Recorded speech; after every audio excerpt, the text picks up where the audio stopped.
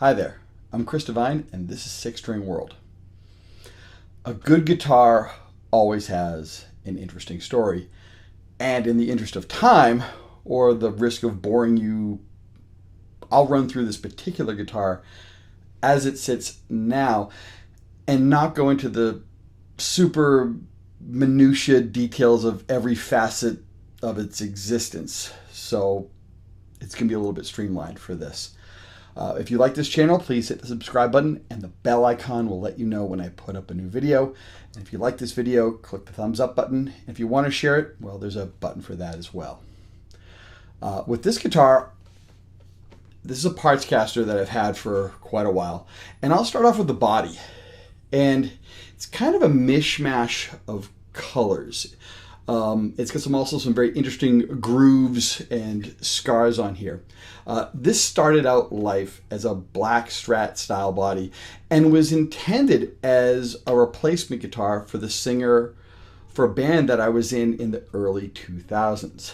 Now, this is a pretty heavy guitar, and I will assume that it's ash just based off its weight. When I got it, it was finished in gloss black, had some dings on it. But for $25, it was a really great eBay find. Sanding down the electronics cavity, I realized it was solid wood and not a plywood body, which was a bonus. Again, I thought just based off its weight, I would either guess it would have been plywood or ash, which I think this is what it is. So what I ended up doing was I scuffed the gloss black down to a satin appearance to make it look a little bit like a rat rod, kind of that type of feel for it. And I started grabbing my Dremel and started putting in all these kind of grooves using a conical grinding bit. And I made sure that they would kind of begin and end at the edges of the pickguard. After I had these exposed veins and carvings down to the bare wood, I filled those areas with black paint. And it had a really nice, rough, rugged look to it. My next idea for this instrument was to get some ultraviolet paint, like the type that only appears under black lights, and go into those grooved areas again with that. It wouldn't show up in regular daylight, but under a black light, all these crevices and veins and scars would really start to pop.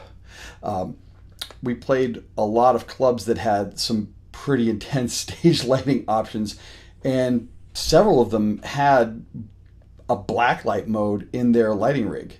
The final touch I was going to do is get some, it was more like a glitterish paint, but almost like an epoxy where they had a glitter metal flake that was suspended in this really thick clear coat.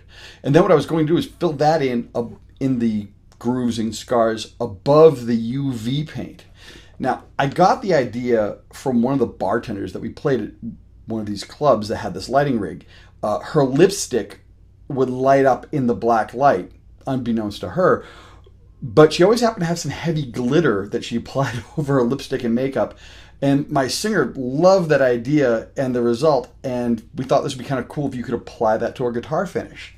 And we both thought that would really be kind of neat to do. And my singer was all hip on doing this to a guitar we were going to make for him and do this kind of really wild paint job and all this other cool stuff. And then something happened. One day my singer said, "I never wanted you to build me a guitar." Now, I don't know if it was a money issue or something else. I kind of assumed after we talked about it, it was a go.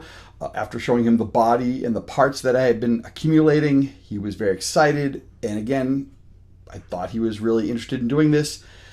And at one point, he just said no. Regardless, I maybe misunderstood him. But now I had a project guitar in the works, and the body was all carved up and in complete flat black. And I doubt I would have been able to resell it at all. So I decided to make this a long-term project for me. Eventually, I did end up leaving that band. But one night, I had a couple of beers, and I hung the guitar body up, and I grabbed a couple of cans of leftover spray paint that I had lying around. My MGB was in the middle of its restoration, and I had a selection of various paints for all the parts that I was doing for that restoration, and some of the paints I had were samples in just small amounts. So I decided I was gonna hit it with some of this stuff, and so I have a silver in here, like with a on the sides and on the back. You can tell here that didn't really adhere very well, but that's fine. It's kind of adding to the patina and the relic and earnestness of it, I guess. There's a red with a bit of a metallic in it, as well as a black with a slight charcoal like metal flake or gunmetal finish in there. I'd have a couple of beers and spray a little bit, let it dry, and then repeat the process. By the end of the night, it looked pretty cool with all these grooves and scars, and it kind of got to be known as Scarface. Pickup wise, it's sporting a VEH from Guitar Fetish, which is kind of like a Van Halen-ish humbucker. Now, I've had some other pickups from Guitar Fetish, and I have to say, they're a bit of a hit or miss / your mileage may vary when it comes to some of their pickups. I happen to have their hum canceling single coils in my telly, and they're okay. Actually, they're just okay. But this humbucker is really, really nice. It feels like a bit of a hot rod. In fact, it's almost more of like what would have been a hot rodded pickup in the 1970s or the 1980s. Plus the price was an easy $25 at the time. And I've really come to love this pickup to the point I've thought of putting a set of these in my PRS Mira at one point. That's how much I really think these sound and feel. Now, the neck is where things get very interesting. It's carbon fiber by Modulus Guitars. My buddy bought an Alvarez Villain from a shop that specialized in Alvarez guitars in the mid-1990s. At this point, the shredder age had ended, and this Alvarez Villain guitar had been sitting in the dealership for well over 5 years, and the price was very high because the carbon fiber neck was a serious upcharge at the time. But after sitting on a wall for half a decade, the shop sold to my buddy, who got it at a very nice price. Eventually, he parted that guitar out, and this neck resided on several of his other guitars that he chose to say, hey, this feels really good. I'll put it on this guitar body and match it up with stuff. And he always modded and tweaked, and this was one of those necks that he loved to, swap around on different guitars and different bodies. When he passed away a few years ago, I ended up with this as a kind of box of parts that we had left over. And Adam at AF Precision Setups really came in the clutch. He had his work cut out for him fitting this neck to the body. Also, this, because it's carbon fiber, it doesn't have, you can't use regular wood screws with it because they would just chew up and just basically just spin around inside some plastic. So he had to actually replace a couple of threaded inserts into the neck itself because it's actually held in not with just typical wood screws but machine screws. So it's a very big difference in joining the neck to the body. I have thought of putting those types of inserts on other guitars. I've heard that it helps increase sustain. It's also a more positive connection, and if you ever take the necks off, it's always machine screws seem to last a little bit longer as long as you don't cross thread them. This neck happens to have a very, very flat 20-inch radius. It did happen to have a Floyd Rose locking nut on it at one point as well. It was then later replaced by my buddy's tech or whoever his repair guy was with a very horrible piece of plastic that could only vaguely be called a nut. And Adam totally sorted that out with his usual great work, and he fitted a new composite nut on there. It just a couple weeks ago, which has been fantastic. I've been playing this guitar quite a bit. The edges of the nut still have to get filed down a little bit, but he's really turned this into a practical guitar. Now the fingerboard is super smooth and has some fairly low and very wide frets. The feel is almost like glass. It's that smooth. If you're familiar to like Steinbergers or other guitars with carbon fiber necks of that era, this would be very familiar. The back of the neck, though, happens to have a satin feel, which feels more like a typical wood neck. On the back of the headstock also happens to have markings saying it's made by Modulus. There was an Alvarez logo here on the front, but my buddy removed that a long time ago as it swapped from guitar to guitar. This guitar does also happen to have super low action, but as it's a super stiff carbon fiber neck, there's no buzzing or any playability issues.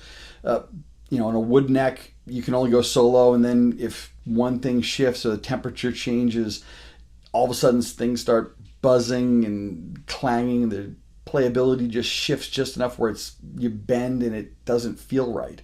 So this is, with a carbon fiber neck, there's a lot closer tolerances that don't seem to move, which is really quite nice. Tuning wise, I happen to have locking tuners on here, and they really do the trick far better than a Floyd Rose nut. And considering I don't happen to have a locking tremolo system, these are more here just for ease of tuning and changing strings, which works out well. This is not a real hyper aggressive sounding guitar, but it's definitely present. And there's only a single volume control in the guitar signal path inside, so there's nothing else going on. It's pretty much kind of like a Van Halen type of thing, where it's just a humbucker and a single pot and an output jack. The downside to this instrument, it's a bit heavy. Even with the normal wood neck that I had on here previously, this was kind of heavy, and with the carbon fiber neck, it's even heavier. But I love the way this plays and the way this feels. It's definitely it's raw, but it's also sophisticated in a very unique way. It can really cut through a mix.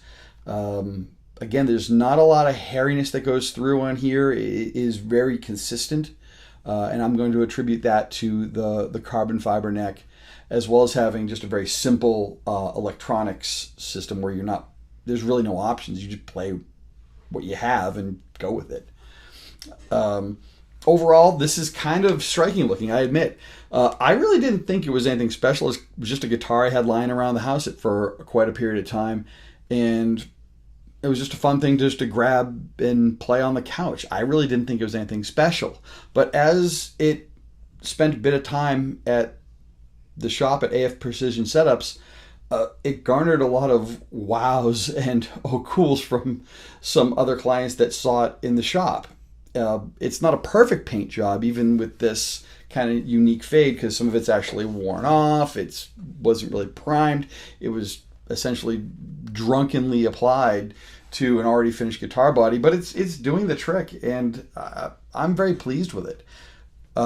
It's been kind of nice to see some positive feedback for something that really had the potential to be a wasted amount of money and time, and it's worked out quite well for what I'm doing with this.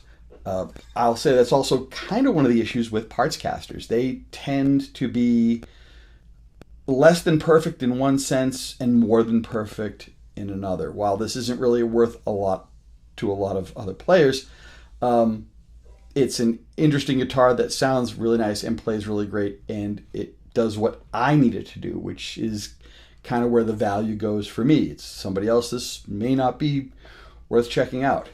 I have thought of doing some other mods to it, but I really don't want to overthink it too much. I have thought of putting a man-made bridge on here in the future, but I happen to have some other upgrades and projects on the horizon that will need my attention on other guitars. So I'm going to put a pin in that for later, because it's one of those things of, yeah, I could do it, but I really don't need to. It works fine. It plays great. The only thing it really needs to go into for any type of work is just to get the nut just neatened up a little bit.